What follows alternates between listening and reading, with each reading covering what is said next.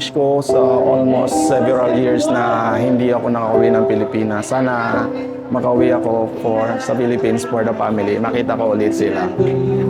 And the rest po, yung maging okay yung trabaho namin dito sa Central Taiwan. Gusto ko lang po ngayong Pasko makasama ko po yung pamilya ko at mayakap po sila at mahalikan. Yun lang po. Hiling ko sa Pasko makasama ang family ko at together kaming magsisimba para sa hating gabi ng Pasko. Yung bisperas ng Pasko, sabay-sabay kaming magsisimba, kakain ng Noche Buena. Yun lang ang hiling ko sa Pasko, makasama ang family ko this year. Ang wish ko po sa Pasko po ay na wala pong pagkakasal sa aking pamilya na lagi tayong healthy, kahit wala tayong pera sa buhay natin, lagi natin ingatan yung sarili natin.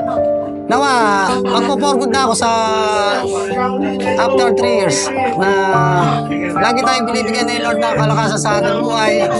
Lagi tayo lang magpag-pray. Sa lahat po ng OFW, tsaga lang po sa ibang bansa.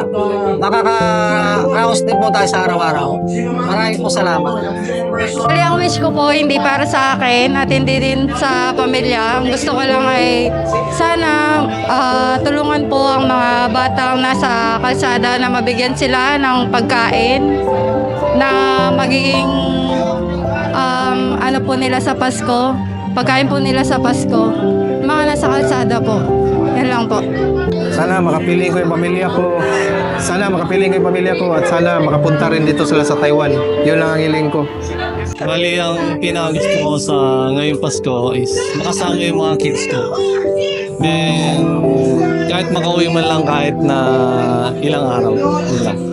Siyempre, makasama ko ang pamilya ko at maging maayos ang magkatrabaho dito sa Taiwan at malakas ang pangatawan.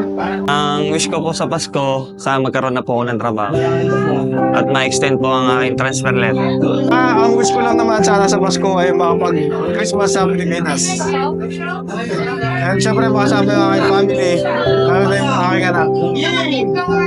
Wish ko po ngayong Pasko is yung makasama ko po yung buong pamilya ko habang nagluluto kami ng Noche Buena. Yun lang po.